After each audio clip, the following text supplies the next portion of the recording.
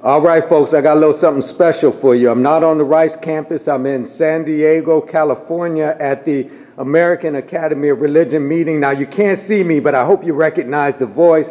This is Professor Pinn. I don't have Prof. Bun B with me, but we've got the good fortune of having Dr. Daniel White Hodge with us. You need to know this man. He's doing outstanding work in religion and hip hop. He's a professor at North Park University.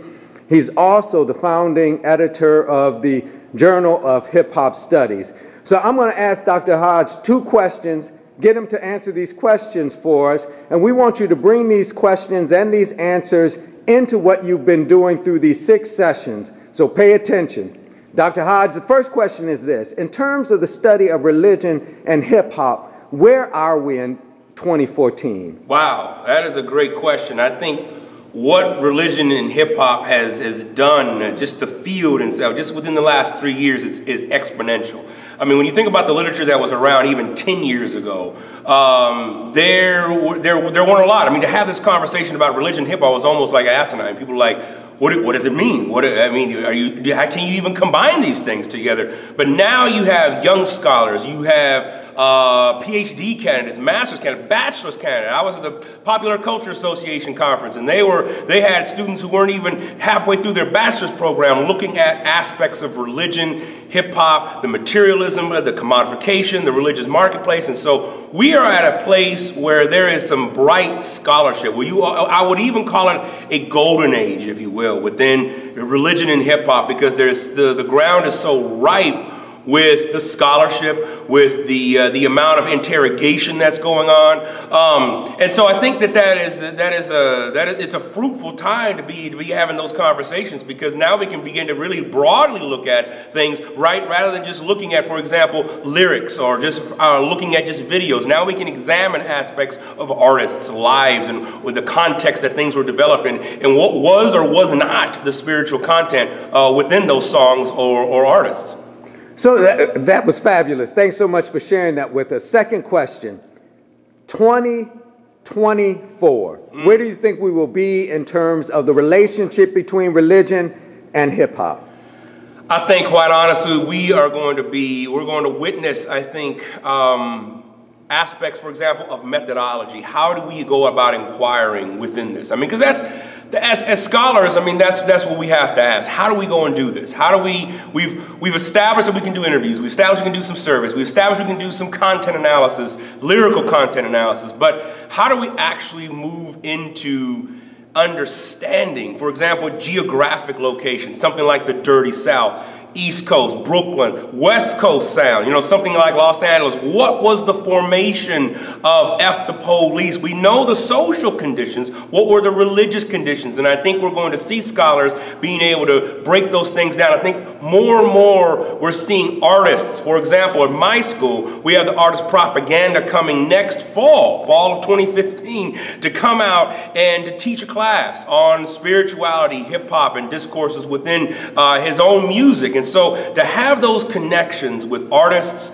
it moves the scholarship well beyond we think this is what it might be saying to actually what is it actually saying. I think by 2024 we're going to have some interesting areas to deal with. Plus the technology will probably have increased. You think about just what Facebook has done in the last 11 years. And I'm sure by 2024 we're going to have some very interesting modes of engagement with that. So I'm excited for that time. And like I said, I think this is a golden era, and I'm excited for the aspect of what religion and hip hop is going to bring with the new emergent scholars that are happening. Man, that's brilliant. Now, I said 2 questions, but I've got to ask one more.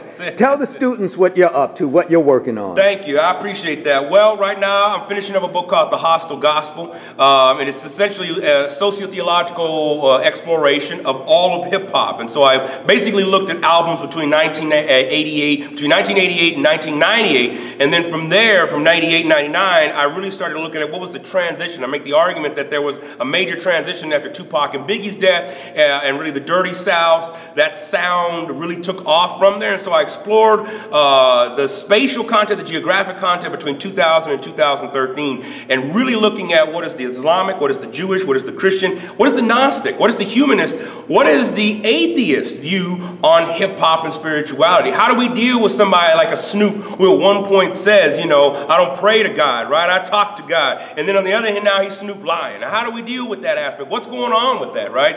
And so that's essentially what that book is exploring. I got another book coming out with InterVarsity Press called Between God and Kanye, and really looking at the post-civil rights youth environment. So I got a background in young people. I've worked with young people for 2 decades, and so I really want to understand what are young people saying. And so I've essentially looked at what was the shift from 1945 to 1968? What created the civil rights generation? And what helped form the first hip-hop generation? And so I'm looking at that and then really looking at Kanye and saying, this is a complex brother. We can't just dismiss him binarily and say he's bad or he's good, right? I mean, there's a lot going on in between those two spaces. And so I'm exploring that. I'm also helping to grow the journal and trying to get some new scholars. If some of you guys out there, students who want to publish a paper, jhhsonline.org. Please submit. I'm also on whitehodge.com and got some new articles coming out, particularly looking at the aspects of race and missions within hip-hop, how churches, particularly Christian churches, have utilized hip-hop as a form of mission outreach, but even how some of that has gotten kind of blurred with racial lines. And so I'm exploring some of those areas and also applying my developed methodology called ethno-life history by looking at artists' eras, the life eras that they have. And so I'm excited about that work as well.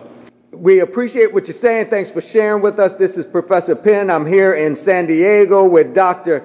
Daniel White Hodge with a little something special for you. Yes, sir.